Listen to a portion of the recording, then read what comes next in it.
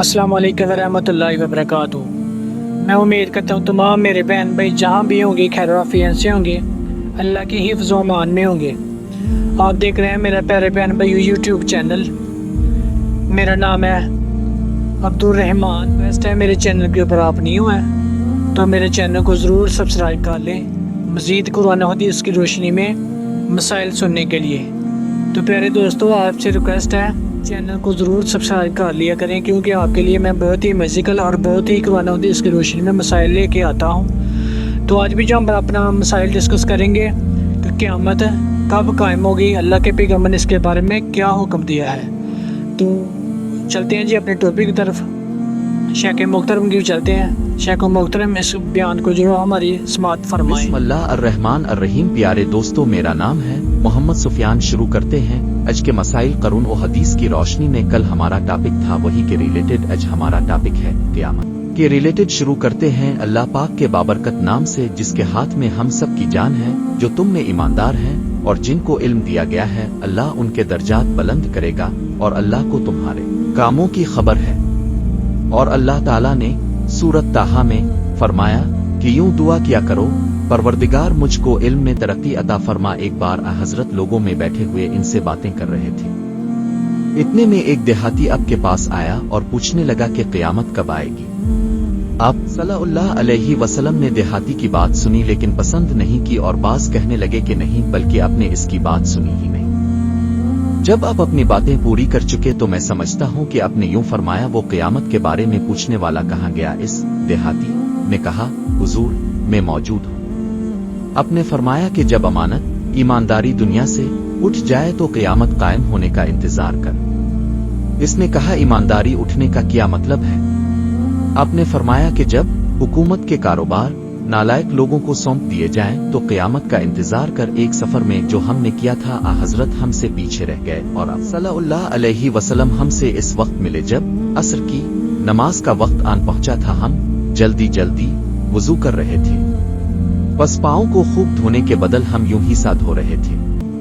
ये हाल देखकर अपने बुलंद आवाज से पुकारा, देखो एड़ियों की खराबी दोज़ख से होने वाली है। 2-3 बार अपने यूं ही बुलंद आवाज से फरमाया। जैसा कि इमाम हमीदी ने कहा कि इब्न अना के नजदीक अल्फाज हदसना और अखबरना और उम्बाना और समता एक ही थे, और अब्दुल्ला बिन मसूद ने भी यूं ही कहा, हदसना रसूल अल्लाह दरहालियत का, आप सच्चों के सच्चे थे। और शकीक ने अब्दुल्ला बिन मसूद से नकल किया, मैंने हजरत से ये बात सुनी। और हुज़ैफा ने कहा कि हमसे रसूल अल्लाह ने 2 हदीसें बयान की, और अबू अलालिया ने रवायत किया इब्न अब्बास रजी अल्लाह अन्हुमा से, उन्होंने हजरत से अपने अपने परवरदिगार से, और अनस ने हजरत से रवायत की और अपने अपने परवरदिगार से, और अबू हुरैरा रजी अल्लाह अन्हु ने हजरत से रवायत की।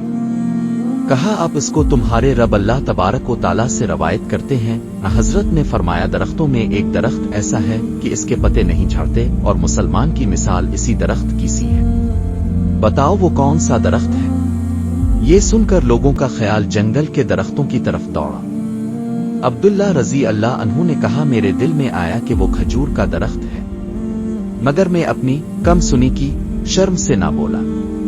आखिर सहाबा ने हजरत सल्लल्लाहु अलैहि वसल्लम ही से पूछा कि वो कौन सा दरख्त है।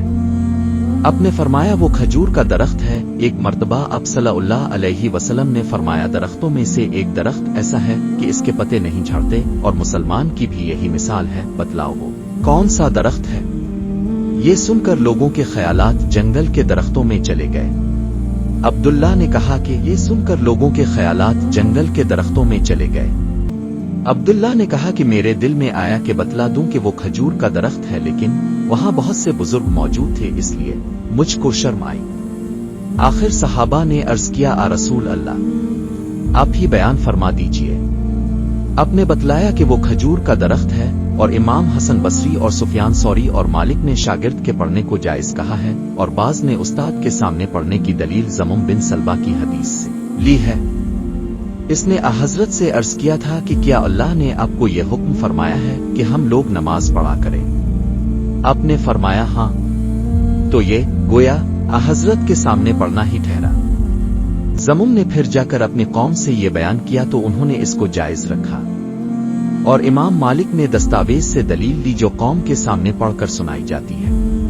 वो कहते हैं कि हमको फला शख्स ने दस्तावेज पर गवाह किया और पढ़ने वाला पढ़कर उस्ताद को सुनाता है, फिर कहता है मुझको फला ने पढ़ाया। हमसे मोहम्मद बिन सलाम ने बयान किया, कहा हमसे मोहम्मद बिन हसन वास्ती ने बयान किया, कहा उन्होंने उफ से, उन्होंने हसन बसरी से, उन्होंने कहा आलम के सामने पढ़ने में कोई कबाहत नहीं। और हमसे उबैदुल्लाह बिन मूसा ने बयान किया, उन्होंने सुफियान सौरी से सुना, वो कहते थे जब कोई शख्स मुहद्दिस को हदीस पढ़कर सुनाए तो कुछ कबाहत नहीं अगर यूं कहे कि इसने मुझसे बयान किया।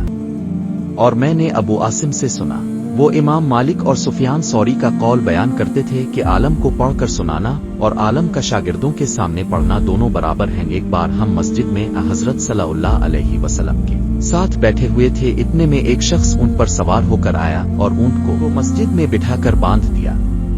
फिर पूछने लगा, भाइयों तुम लोगों में मोहम्मद सल्लल्लाहु अलैहि वसल्लम कौन से हैं?